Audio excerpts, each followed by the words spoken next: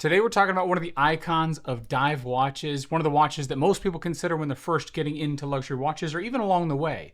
Today we're talking about the Omega Seamaster 300M. Now this watch has been a staple of Omega's lineup for decades, blending style and heritage and functionality. But we're going to take a closer look at the features, design, and performance, including the movement, and later in the review we'll compare it with multiple other models at the same price range as well as the Rolex Submariner, so stick around. The Omega Seamaster 300M has been an icon since it was first introduced in 1993. Now the Seamaster line itself dates way longer before that, back to the 50s. But in 1993 it gained fame as James Bond's watch of choice. And the current version comes in at 42 millimeters in a case made out of stainless steel featuring a ceramic bezel with a dive scale in white enamel.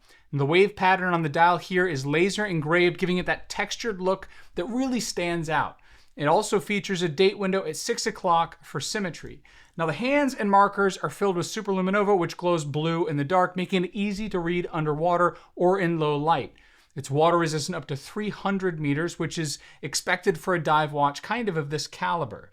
Now, plus the screw down crown and the helium escape valve, they add functionality and a bit of an eyesore to a lot of people, including myself. Very few out there, frankly, saturation dive, but this watch could do it. Now on the inside, Omega has equipped the Seamaster 300M with coaxial master chronometer caliber 8800, offering a 55-hour power reserve and a METAS certification for accuracy and magnetic resistance up to 15,000 Gauss. That being said, the steel here is not at the same level of magnetic resistance, so if you walked in an MRI machine, it would rip the watch right off your wrist and break it, or take your arm with the watch. So still don't walk into an MRI machine, but that's one of the things that they brag about when it comes to magnetic resistance. It's one of those things that's cool to mention, although not that functional. In terms of wearability, the 42 millimeter case wears surprisingly well. The bracelet is thick.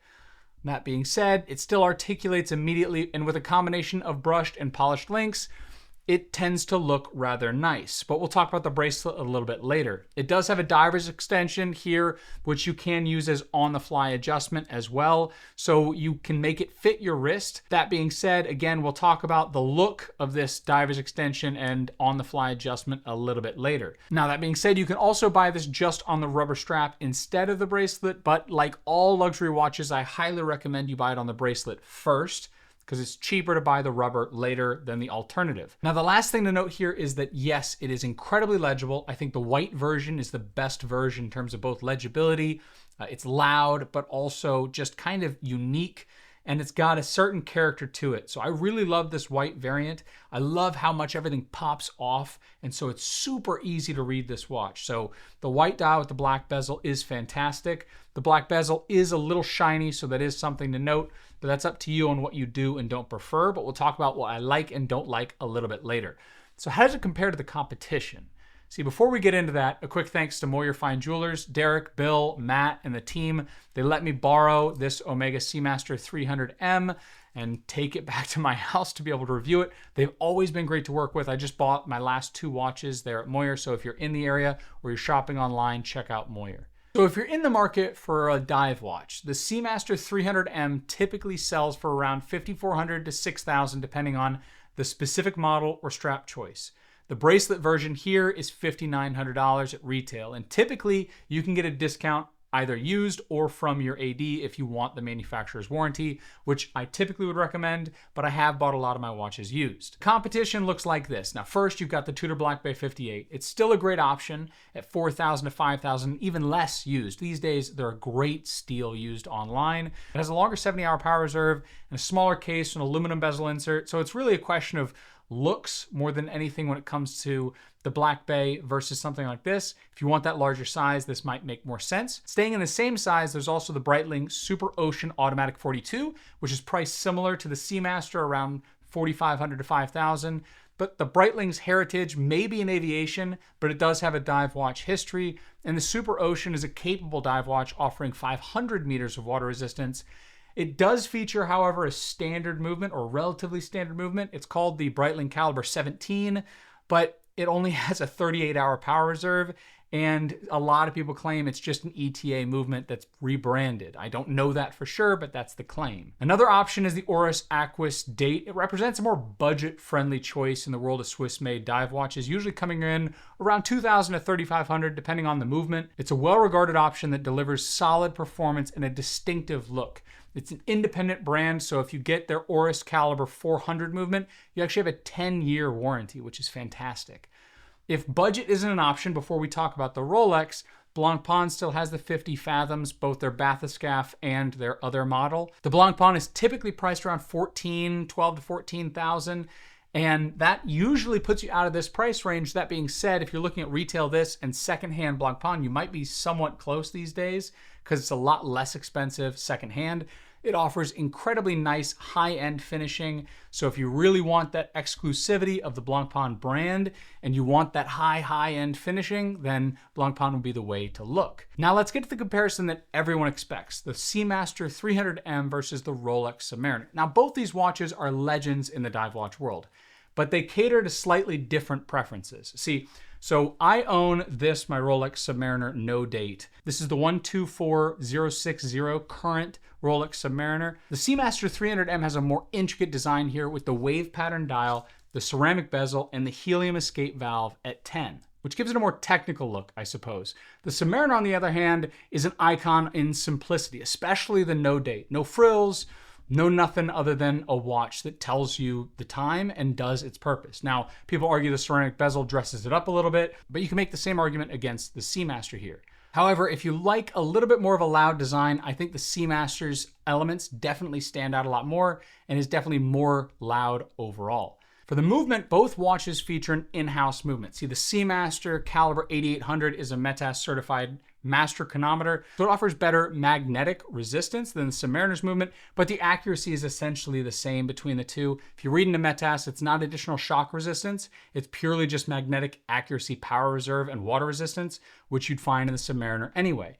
The Caliber 3230 in the Rolex here does feature the Chrono-G escapement, which is basically escapement made out of nickel phosphorus, makes it insensitive to magnetic fields. It does also feature Rolex's parachrome hairspring, so it does have a Breguet overcoil to help with isochronism.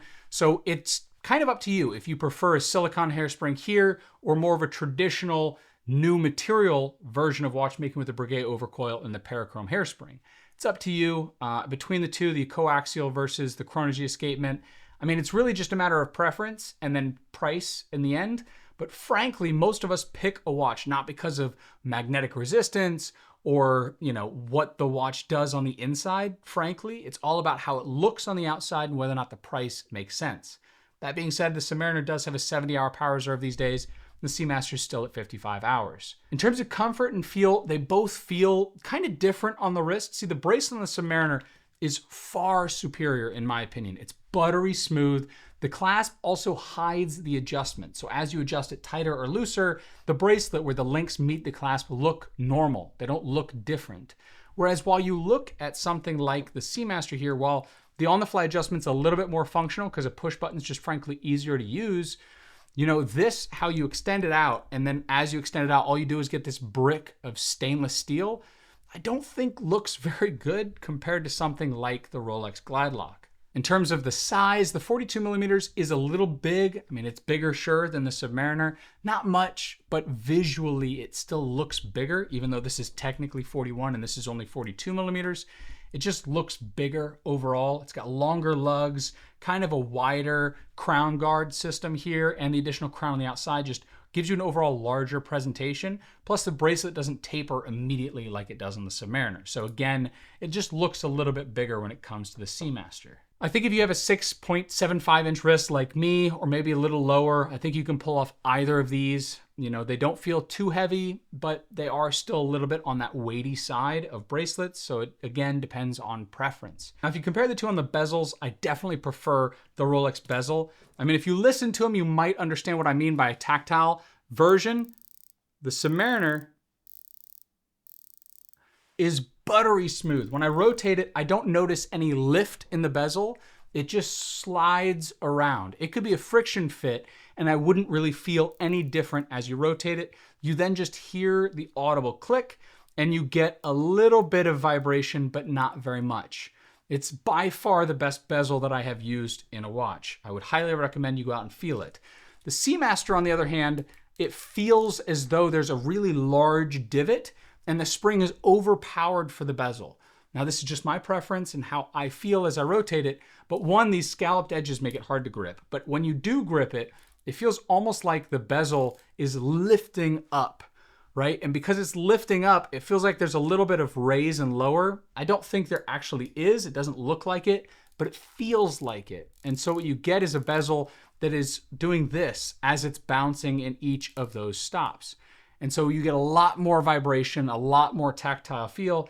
And in the end, it just doesn't feel as refined when you rotate them side by side. I think if you bought it, you wouldn't notice and you wouldn't care. But if you do rotate the two side by side, the Submariner is a superior bezel. Now, whether or not that's worth it price-wise is definitely up to you. You have to keep in mind that the Seamaster 300M is a third of the price of the Submariner, and whether the sub is worth 3 times the price of the Seamaster, it isn't. Like, it just simply isn't, from a technical perspective, worth 3 times the price of the Seamaster. But it comes down to personal preference, right? If you want a classic minimalist aesthetic, you don't mind paying a lot more for brand prestige, then the Submariner is the way to go. Or if it's just the one that you want, it's the design icon that you want, then just get that. But if you want more character, you want a movement that's pretty impressive and features a lot of brand new technology, and you want an easier buying experience, the 300M is a fantastic choice. There is nothing wrong with this watch whatsoever. You see, the Seamaster 300M is a watch I should have covered before. Whether you're a fan of Bond or a diver or someone who just appreciates a high quality timepiece, the Seamaster 300M has a lot to offer. See, my personal favorite from the line has to be the No Time to Die version. I still don't love the bezel insert, but the bracelet, I wouldn't get that. I'd get their mesh bracelet for the No Time to Die because I don't like this bracelet. And the titanium gives it a lot lighter feel, which I think I would prefer as well. But in general, the Seamaster line's fantastic, and this 300M is a great watch that I highly, highly recommend. But what do you guys think? Do you own one? Have you compared the two? Do you have feelings that you disagree with me? Let me know in the comments below, and I'll see you in the next one. Take care.